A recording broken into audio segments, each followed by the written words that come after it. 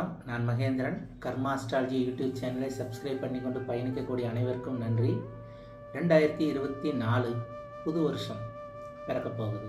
இன்னொரு 3 வாரத்தில் கன்னி ராசிக்கு எப்படி இருக்கும் நண்பர்களே? கன்னி ராசிக்கு எப்படி இருக்கும்னு சொன்னீங்கன்னா, கன்னி ராசியிலேயே இன்னைக்கு கேது இருக்காரு.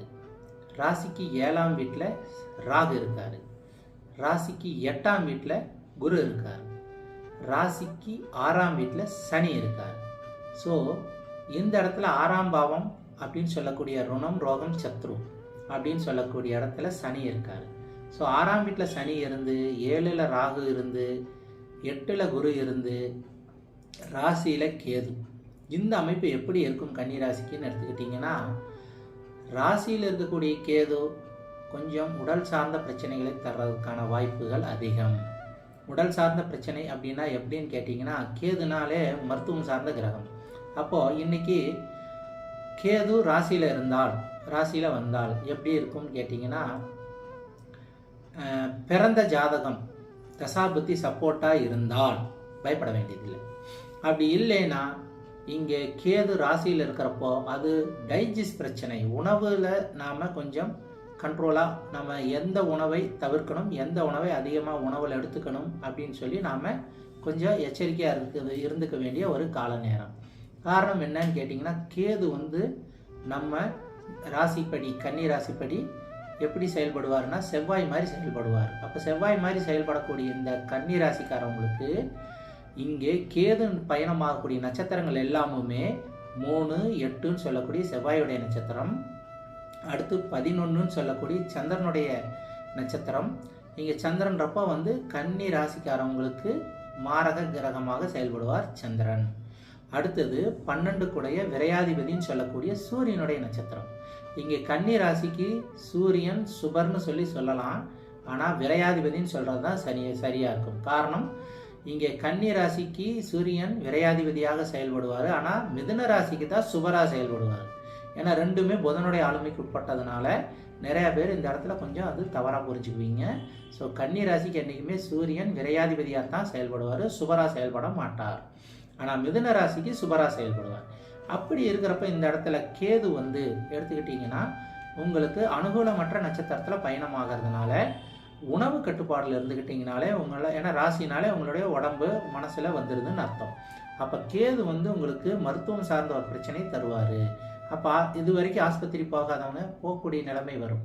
தொடர்ந்து ஆஸ்பத்திரி போயிட்டு இருந்தவங்க என்னாகும், அதுலேருந்து விடுபடுறதுக்கான வாய்ப்பு இருக்கும். காரணம், கேது என்ன நிலைமையில் இருக்காரோ அதை அப்படியே தருவார். அப்போ என்னாகும், ஒரு பிரச்சனை இருக்குன்னா அந்த பிரச்சனையை இல்லாமல் பண்ணுவார், பிரச்சனையே இல்லைன்னா பிரச்சனையை கொடுப்பார். அதுதான் கேது எதையுமே கொடுக்காமல் கெடுப்பார்னு சொல்லி பழமொழியே உண்டு. ஆனால் ராகு அப்படி இல்லை, கொடுத்து கெடுப்பார்னு சொல்லுவார். அப்போ 7ஆம் வீட்டில் ராகு இருந்தால் என்ன ஆகும்? இந்த 2024 7ஆம் வீட்டில் இருக்கக்கூடிய ராகு உங்களுடைய ராசியாதிபதியான ரேவதி நட்சத்திர சாரத்திலே பயணமாக போகிறார். அப்போ ராகுனாலே என்ன, அந்நியன்னு அர்த்தம். அந்நியன்னா என்ன ஆகும், வெளிநாடு வெளி மாநிலம் தொடர்ந்து பயணமாக போகிறீங்க, ஒரு இடத்துல இருக்க போகிறதில்ல. வெளிநாட்டு முயற்சியோ புதிதாக வேலை தேடிட்டு இருந்தவங்களோ இவங்களுக்கெல்லாம் நல்ல வேலை வாய்ப்புகள் அமையும். இந்த வேலை வாய்ப்பு எப்படி, வெளிநாடு சார்ந்தோ வெளி மாநிலம் சார்ந்தோ இருக்கும். இந்த இடத்துல சம்பாதிக்கிறதுக்காக வெளியில் போகக்கூடிய, குடும்பத்தை விட்டு வெளியில் போகக்கூடிய அமைப்பு வரும். உத்தியோகம் இல்லாதவங்களுக்கு உத்தியோகம் கிடைக்கும். கூட்டாளிகளாக இருந்தவங்க பிரிஞ்சு போகிறதுக்கு வாய்ப்பு உண்டு. அப்போ கூட்டு தொழில் செஞ்சுட்டு இருந்தவங்க கொஞ்சம் கவனமாக இருந்துக்குங்க. ஏன்னா ராகு கொடுத்து கெடுப்பாருங்கிற விதிப்படி அங்கே 7ஆம் வீட்டில் ராகு வாய்ப்பு இல்லாதவங்களுக்கு வாய்ப்பு கொடுப்பான், வாய்ப்பு கொடுத்தவங்கள தட்டி பறிப்பான். அப்போ இந்த இடத்துல கொஞ்சம் நீங்கள் எல்லாமே பரஸ்பரம் உட்காந்து கணக்கு வழக்குகளை சரியாக பார்த்துக்குங்க. அப்போ அந்த இடத்துல அந்த ராகுவால் ஏற்படக்கூடிய பிரச்சனைகள் இருந்தால் அதை நம்மளால் மேனேஜ் பண்ணிட முடியும். அதே நேரத்தில் 6ஆம் வீட்டில் சனி இருக்கிறப்ப என்னாகும், நிரந்தர உத்தியோகம். அப்போ ப்ரமோஷன் எதிர்பார்த்தவங்களுக்கு ப்ரமோஷன் கிடைக்கும். கவர்மெண்ட் வேலையில் இருக்கிறவங்களுக்கு என்ன ஆகும், மேற்கொண்டு இருக்கக்கூடியவங்களுக்கு ரிட்டையர்மெண்ட்டு நல்ல பெனிஃபிட்ஸ் எல்லாம் கிடைக்கும். ஏன்னா சனினாலே ரிட்டையர்மெண்ட்டை குறிக்கக்கூடியவர். அடுத்தது புதிதாக வேலை தேடிட்டு இருந்தவங்களுக்கு நிரந்தரமான ஒரு வேலை கிடைக்கும். அரசாங்க ரீதியில் ஏதாவது வேலைக்காக அப்ளை பண்ணிட்டு காத்திருந்தவங்களுக்கு வேலை கிடைக்கும். அதே நேரத்தில் கவர்மெண்ட் எக்ஸாமுக்காக ப்ரிப்பேர் ஆகிட்டு இருந்தவங்களுக்கு இந்த கன்னி ராசிக்காரவங்களுக்கு வேலை கிடைக்கும். காரணம், 6ஆம் வீட்டில் இருக்கக்கூடிய சனி உத்தியோகத்தை தரக்கூடிய நிரந்தர உத்தியோகம். காரணம், ஆட்சி பெற்ற சனி. அதே நேரத்தில் 4 7ஆம் அதிபதியாக செயல்படக்கூடிய குரு ராசிக்கு 8ஆம் வீட்டில் மறைஞ்சிருக்காரு. ஸோ அதனால் இங்கே கெட்டவன் கிட்டிடும் ராஜயோகம். அப்போ அந்த இடத்துல குரு வந்து உங்கள் ராசிக்கு பாவியாக செயல்படக்கூடிய கிரகமானவர் 8ஆம் வீட்டில் மறைஞ்சா என்ன ஆகும்? உங்களுடைய பிரச்சனைகள் யாவும் உங்களுக்கு அதனுடைய தாக்கம் உங்களை பாதிக்காது. ஆனால் 2ஆம் வீட்டுடைய குரு பார்வை வர்றதுனால அந்த இடத்துல பொருளாதாரத்தில் என்றைக்கும் குறை இருக்காது. அப்போ கன்னி ராசிக்காரவங்களுக்கு இந்த விதத்தில் பார்க்குறப்போ இந்த 2024ங்கிறது ஓரளவுக்கு நல்ல எதிர்காலத்துக்கு ஒரு கட்டமைப்பை தரக்கூடிய ஒரு நல்ல அமைப்பில் இருக்குது. இதே நேரத்தில் ராசியில் இருக்கக்கூடிய கேது உணவில் மட்டும் கொஞ்சம் கவனமாக இருங்க. நிலத்துக்கு கீழே விளையக்கூடிய காய்கறிகளை அதிகபட்சம் உணவில் எடுத்துக்காமல் இருக்கிறது நல்லது. அப்படியே உணவில் எடுத்துக்கிற மாதிரி இருந்ததுன்னா கேஸ்ட்ரிக் பிரச்சனை வரும். அப்போ இது வந்து என்ன ஆகுனா, சம்டைம்ஸ் இது வந்து செவ்வாய்ங்கிறப்போ ரத்தம் சம்மந்தப்பட்டது கிரகம், சந்திரன்றப்போ உணவு சம்மந்தது வயிறு சம்மந்தப்பட்டது, அடுத்தது சூரியன்றப்போ வந்து எலும்பு சம்மந்தப்பட்டது. அப்போ என்ன ஆகுனா, இந்த கேஸ் ஃபார்ம் ஆகிறது உடம்புல வந்துச்சுன்னா அதிக நாள் அதுக்காக மெடிசன் சாப்பிட்ற மாதிரி வந்துடும். அப்போ இந்த இடத்துல வந்துட்டு அது வந்து உங்களுக்கு பெரிய ஒரு தொந்தரவுகளை கொடுத்துடலாம். அதே நேரத்தில் கேது ராசியில் இருக்குங்கிறப்போ நீண்ட நாளே தீர்க்கப்படாத பிரச்சனைகளிலிருந்து வேறுபடுறதுக்கான வாய்ப்பும் வரும். எப்படி வரும்னு கேட்டிங்கன்னா, உங்களுடைய முயற்சிகள் யாவும் தோல்வியில் இருந்ததுன்னா அது வந்து இனிமேல் நல்லா இருக்கும். அதே நேரம் சொத்து சம்மந்தப்பட்ட ஏதாவது நீண்ட நாளே இடம் விற்காமல் இருந்தது, இல்லை இந்த வீடு வந்து நம்மளுக்கு ராசி இல்லை, வீட்டை விற்றுட்டு வேறு வீடு வாங்கிக்கலாம் அப்படின்னு நாம் முயற்சி எடுத்திருப்போம், இதெல்லாம் கைகூடாமல் இருந்திருக்கும். இதெல்லாம் இனிமேல் வந்து கைகூட போகுது இந்த 2024. அப்போ கூட்டி கழித்து பார்த்தோம்னா இந்த 2024 கன்னி ராசிக்காரவங்களுக்கு நல்ல விஷயமாக ஒரு 65%, ஒரு 35% கெடுபலனையும் தர மாதிரியும் இருக்குது. இதில் குறிப்பிட்டு சொல்லணும்னா கேது தான் கொஞ்சம் சரியில்லாமல் இருக்கார். ஸோ அந்த கேது சரியில்லாத பட்சத்திற்கு என்ன ஆகுன்னா, நாம் வந்து இங்கே உங்களுக்கு உணவு உடம்பு இந்த இதில் தான் பிரச்சனையே கொடுக்கும். அப்போ இந்த அதாவது ஃப்ரிட்ஜில் வச்சு சாப்பிட்றத அதிகமாக அவாய்ட் பண்ணிடுங்க.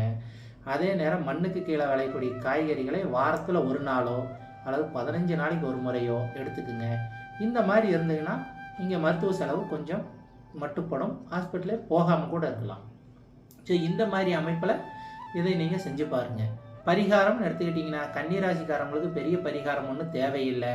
ப்ராக்டிக்கலாக நம்மளை நாம் மாற்றி யோசித்தாலே பரிகாரமாக நம்ம ஜாதகம் செயல்பட ஆரம்பிச்சிடும். இந்த இடத்துல வந்து பிறந்த தசா புத்தி நல்லா இருந்தால் கன்னி ராசிக்காரவங்களுக்கு அனுகூலத்தை தரக்கூடிய கிரகங்கள் 2 பேர் தான். ஒருத்தர் சுக்கிரன், இன்னொருத்தர் லக்னாதிபதி புதன் கூட அங்கே ராசியாதிபதி புதன் கூட அங்கே வேறு விதமாக செயல்படுவார் சேர்றவங்களை பொறுத்து. அப்போது சனியும் பார்த்தீங்கன்னா பாதி நல்லவராகவும் பாதி கெட்டவராகவும் தான் செயல்படுவார். அப்போ சுக்கிரன் ஒருவரே உங்களுக்கு பரிகாரம் உங்களுக்கு அனுகூலமாகவும் இருப்பார். அப்போ சுக்கிரன்னா மகாலட்சுமி. அப்போ மகாலட்சுமினா என்ன, நீங்கள் வந்து அக்ரஸிவான தெய்வங்களை வழிபடுறதை விட சாந்தமான தெய்வங்களை வழிபடுறது நல்லது. அப்போ கேதுங்கிறப்போ அங்கே பிள்ளையார். அப்போ பிள்ளையாருக்கு நல்ல ஒரு இனிப்பு பதார்த்தத்தை செஞ்சு இந்த இடத்துல அவலும் கரும்பு சர்க்கரையும் கலந்து வைக்கக்கூடியது எளிமையான நைவேத்தியம்.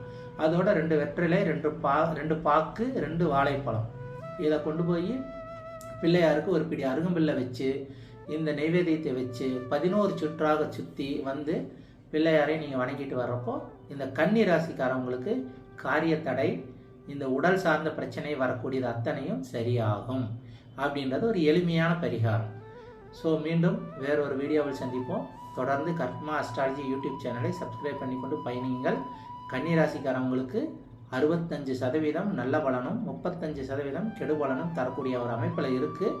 ஸோ மீண்டும் வாழ்த்துக்கள். உங்கள் பிறந்த ஜாதகம் நல்லா இருந்தால் இந்த வீடியோவை பார்த்து பெரிதாக அச்சப்பட தேவையில்லை. ஸோ நன்றி, வணக்கம்.